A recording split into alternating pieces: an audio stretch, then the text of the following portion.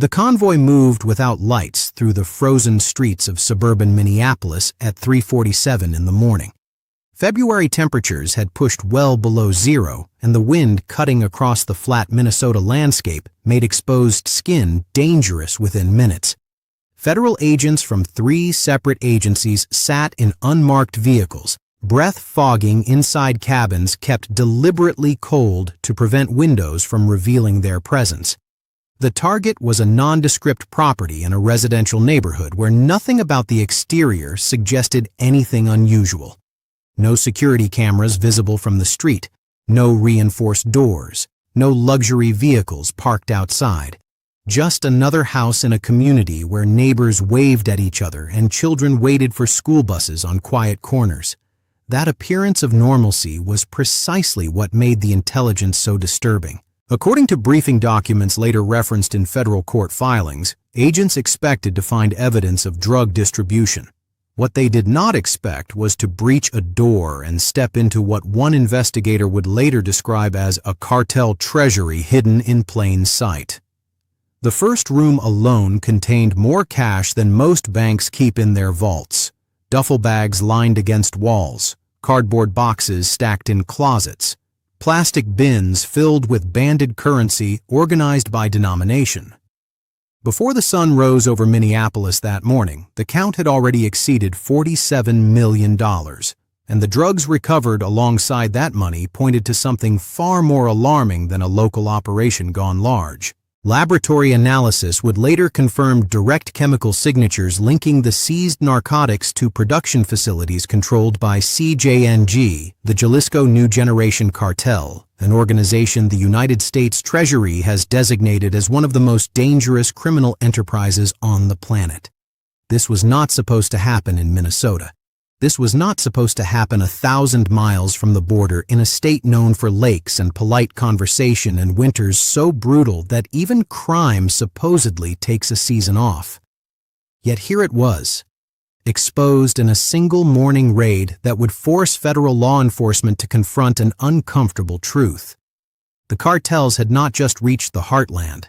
They had been operating there for years, and they had done it so quietly that by the time anyone noticed, tens of millions of dollars and countless pounds of poison had already moved through communities that never saw themselves as part of this war. What follows is the story of how that happened, how a network built on silence and strategic patience embedded itself into the fabric of American life far from the traditional front lines, and why the raid that exposed it may have only scratched the surface of something much larger. For decades, the mental map of cartel activity in the United States followed predictable geography: Texas border towns, Arizona desert corridors, California port cities. These were the places that appeared in headlines, the locations where violence occasionally spilled across the line and reminded Americans that powerful criminal organizations operated just beyond their southern horizon. The Midwest rarely entered that conversation. Minneapolis, St. Paul, and the sprawling suburban communities surrounding them seemed to exist in a different country entirely. The demographics were different, the climate was hostile. The distance from Mexico created what many assumed was a natural buffer. That assumption was not just wrong, it was strategically useful to the very organizations it underestimated. Federal intelligence assessments that emerged after the raid painted a picture that contradicted everything the public believed about cartel operations. According to documents later cited by the Department of Justice, Mexican trafficking organizations had identified the upper Midwest as a priority expansion zone years before anyone outside law enforcement understood what was happening. The logic was brutally simple. Markets along the border were saturated, competitive, and heavily monitored. Every shipment that crossed in Texas or Arizona faced a gauntlet of surveillance technology, interdiction teams, and informant networks built over generations. Moving product was possible, but margins were thin and risk was constant. Minnesota offered something different. Demand existed, fed by the same opioid crisis devastating communities nationwide. But supply infrastructure remained underdeveloped. Local dealers lacked connections to high-volume sources. prices stayed elevated because scarcity persisted. For an organization capable of solving the logistics problem, the Midwest represented an open market with premium returns and minimal competition. The only challenge was finding the right person to build the bridge. That person, according to federal prosecutors, was already living in Minnesota. He was not a cartel operative sent north to establish a foothold. He was an American, born and raised, who understood the rhythms of Midwestern life in ways no outsider could replicate. He knew which neighborhoods attracted police attention and which were overlooked. He understood how commercial traffic flowed through the region and where shipments could blend into legitimate freight. He had spent years building relationships in local distribution networks, earning trust through reliability rather than intimidation. When cartel leadership eventually identified him as a potential partner, they were not recruiting a stranger. They were investing in someone who had already proven his value. The name that would later appear across federal indictments belonged to a man who had operated for years without drawing significant attention. His lifestyle did not scream wealth. His associates did not carry weapons openly or engage in territorial violence. Everything about the operation was designed to avoid the patterns that typically trigger law enforcement interest. Drugs moved in modest quantities at first, building volume gradually as trust deepened and logistics improved. Money flowed back through channels that appeared legitimate on the surface. The entire system prioritized invisibility over intimidation, patience over speed, and sustainability over short-term profit. This approach reflected a broader evolution in cartel strategy that federal analysts have tracked for years. The organizations that dominate international trafficking today do not operate like the violent spectacles depicted in entertainment. They function more like multinational corporations with supply chain managers, regional distributors, and market analysts who study demand patterns with the same rigor as any Fortune 500 company. Violence remains a tool, but it is deployed strategically rather than reflexively. The goal is not to control territory through fear, but to move product through efficiency. In Minnesota, that meant building something that looked nothing like a cartel operation. No compound surrounded by armed guards, no fleet of luxury vehicles announcing success. Just a network of ordinary people moving through ordinary spaces, conducting transactions that funded extraordinary violence thousands of miles away. The man at the center of this network did not arrive at cartel partnership through ambition alone. According to court records later summarized in federal filings, his path began with a mistake that should have ended everything. Minnesota state authorities arrested him during a traffic stop that uncovered quantities of methamphetamine far exceeding personal use thresholds. The amount seized placed him squarely in distribution territory, carrying mandatory minimum sentences that would have meant years behind bars. For most people caught in similar circumstances, that arrest marks the end of the story. Legal proceedings drag on. Plea negotiations produce reduced but still substantial sentences. Networks collapse as associates distance themselves from anyone facing federal attention. The future narrows to prison time, followed by supervised release, followed by the permanent limitations that felony convictions impose. Instead, something unusual happened. Bail was granted. The reasons remain buried in procedural details that court records do not fully illuminate, but the outcome is clear. Within weeks of his arrest, while charges remained pending and legal exposure remained severe, he made a decision that stunned investigators who later reconstructed the timeline. He fled. Not to another state where extradition would be straightforward. Not to Canada where proximity might offer temporary refuge. He traveled to Mexico, specifically to Jalisco. To understand why that destination matters, consider what Jalisco represents in the world of international drug trafficking. This is the home base of CJNG, an organization that has risen over the past decade to challenge and in many assessments surpass the Sinaloa cartel as the dominant force in Mexican narcotics production.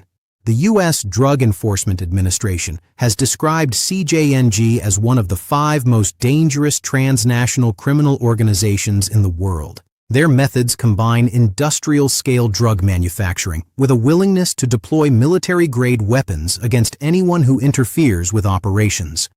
Mexican authorities have documented CJNG attacks on police convoys, assassinations of government officials, and territorial battles that have left hundreds dead in contested regions. Walking into that environment as an American fugitive with no existing cartel relationships would normally be suicidal.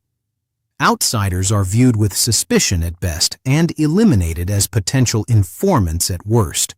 The organizations that control Jalisco did not achieve dominance by trusting strangers who appeared uninvited.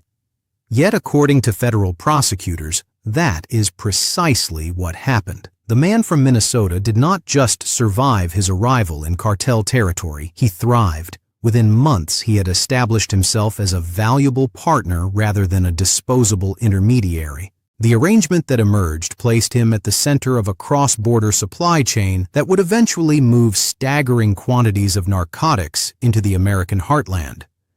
How did a mid-level dealer from Minneapolis earn the trust of one of the most violent criminal organizations on earth?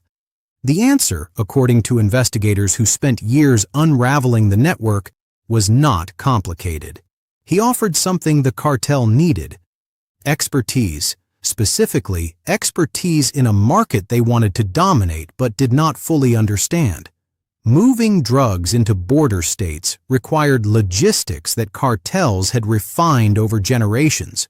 Routes were established, corruption networks were in place. The challenges were manageable because experience had solved most problems long ago.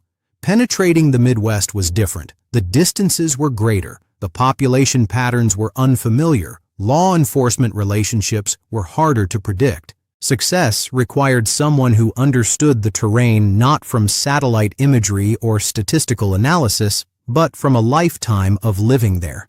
That local knowledge became currency more valuable than cash. The Minnesota connection could identify which highways carried the least scrutiny during which seasons.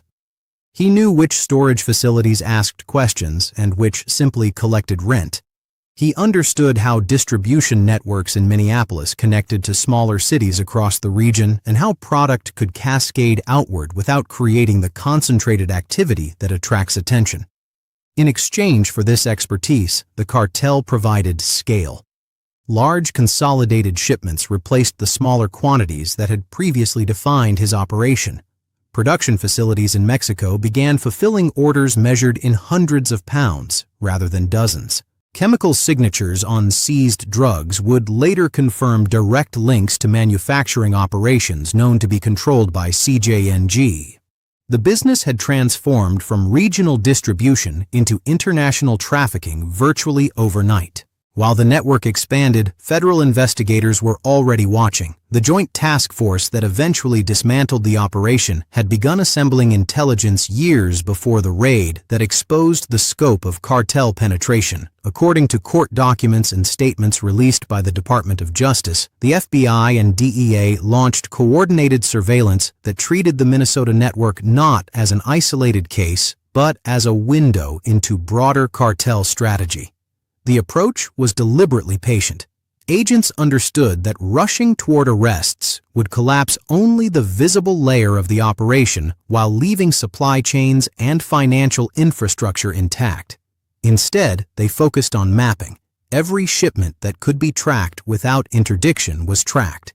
Every vehicle that appeared in surveillance footage was logged and cross-referenced. Every phone number that surfaced in communications was analyzed for patterns that might reveal hierarchy and coordination. Financial investigators worked parallel tracks, following money through transactions that appeared legitimate on the surface but displayed irregularities when examined closely. Shell companies received deposits that did not match any identifiable business activity.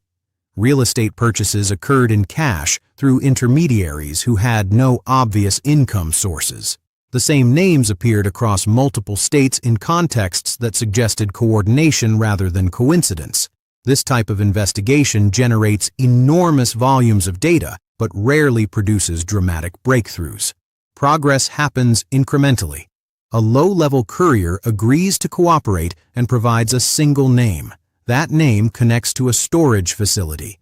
The storage facility connects to a transportation company. The transportation company connects to a financial account. Each link adds detail to a picture that remains incomplete until enough pieces accumulate to reveal the full structure. Months became years.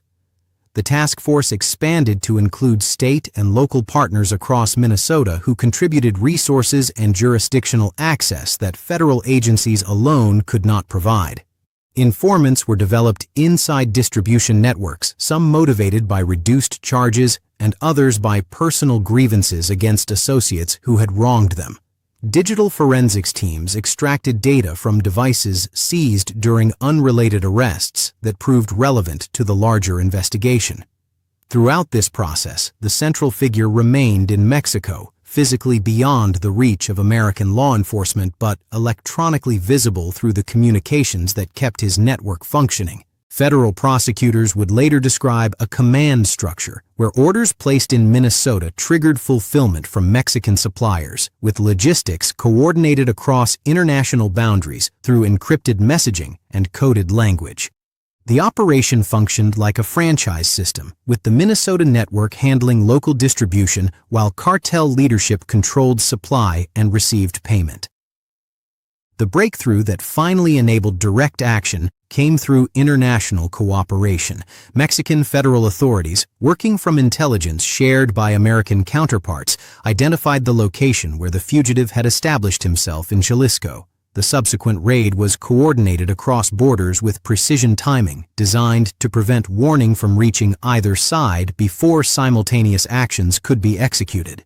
In Mexico, authorities encountered exactly what intelligence had predicted: a property that served as both residence and distribution hub, containing narcotics, weapons, and cash in quantities that confirmed the scale of operations American investigators had estimated.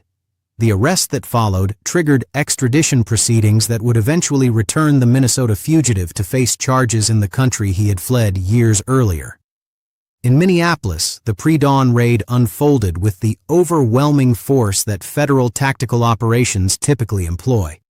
Doors breached simultaneously, occupants secured before resistance could organize. Every room cleared and searched methodically, while evidence teams documented everything recovered.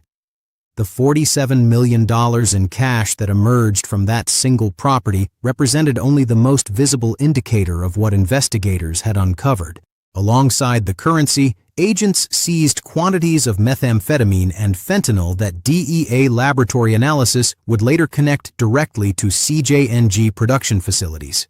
The chemical profiles matched samples from other seizures across multiple states, confirming that the Minnesota network had been distributing cartel product far beyond its immediate geography. What happened after the raid revealed something even more disturbing than what the raid itself uncovered. Federal authorities expected the network to collapse once its central figure was in custody and its primary hub had been dismantled. That expectation proved wrong. Within weeks of the arrests, intelligence analysts noticed that drug flow patterns through Minnesota had not stopped. Routes that should have gone dormant remained active. Distribution contacts that should have scattered were still operating. The supply chain had been disrupted, but not severed. This persistence reflected a reality that federal officials have increasingly emphasized in public statements about cartel strategy. These organizations do not depend on individual leaders the way traditional criminal enterprises often do. They build systems designed to survive the loss of any single component. When one hub falls, backup logistics activate. When one distributor is arrested, replacements step forward from networks that have been cultivated specifically for this contingency. The Minnesota operation had been valuable, but it was not irreplaceable. Throughout 2024, state and federal agencies reported seizures that demonstrated just how resilient the cartel presence had become. Hundreds of pounds of methamphetamine intercepted in a single operation. Fentanyl quantities measured in amounts sufficient to kill millions of people. Cash shipments discovered in vehicles traveling routes that the original investigation had identified years earlier. Each seizure represented a tactical success, but the persistence of large-scale trafficking proved that strategic victory remained elusive. This reality drove the escalation that followed. By late 2025, the Department of Homeland Security announced the launch of Operation Metro Surge, deploying federal agents across the Minneapolis-St. Paul metropolitan area in numbers that had never previously been concentrated in the region. According to DHS briefings reported by national media, the operation targeted not just drug distribution but the entire ecosystem that enabled cartel activity. Immigration enforcement intensified. Financial crimes investigations expanded. Logistics networks faced scrutiny that extended from warehouse districts to shipping companies to the banking relationships that processed payments. The stated objective was pressure across every vulnerable point simultaneously, raising costs and risks until continued operation became unsustainable. The response to Metro Surge exposed divisions that complicated federal strategy. State and local officials publicly challenged the scope and methods of the operation, arguing that aggressive enforcement was damaging communities and exceeding appropriate boundaries. Legal challenges emerged. Political statements hardened. What had begun as a law enforcement operation became entangled in broader debates about federal authority, immigration policy, and the proper relationship between national security and local governance. That entanglement continues today. The investigation that began with a single raid has expanded into something far larger than anyone initially anticipated. Thousands of arrests have been made across Minnesota and neighboring states. Seizures have removed hundreds of millions of dollars in drugs and cash from circulation. The network that once operated in near total invisibility has been exposed, disrupted, and partially dismantled.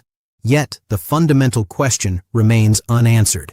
Have these efforts actually broken the cartel presence in the Midwest, or have they simply forced adaptation that will eventually produce new networks, new routes, and new American partners willing to serve as bridges between Mexican suppliers and American demand? The answer to that question will not emerge for years, and the evidence that eventually provides clarity will likely never appear in headlines. Cartel organizations do not announce strategic retreats or acknowledge operational failures. They simply adjust. Routes shift to regions where pressure is lighter. Methods evolve to exploit gaps in surveillance coverage. New recruiters identify new local partners who offer the same combination of knowledge and reliability that made the Minnesota network so effective. Federal analysts have already identified patterns suggesting that cartel attention is moving towards smaller Midwestern cities that lack the enforcement infrastructure now concentrated in Minneapolis. Communities along major highway corridors, cities with growing warehouse and distribution industries, and regions where law enforcement resources are stretched thin all present opportunities that mirror what Minnesota offered a decade ago. The same playbook that built the network now dismantled can be replicated almost anywhere. That replication potential explains why investigators increasingly emphasize financial tracking over physical interdiction. Drugs and cash can be replaced, but the banking relationships, shell companies, and money laundering channels that allow profits to flow back to Mexico are harder to rebuild once exposed.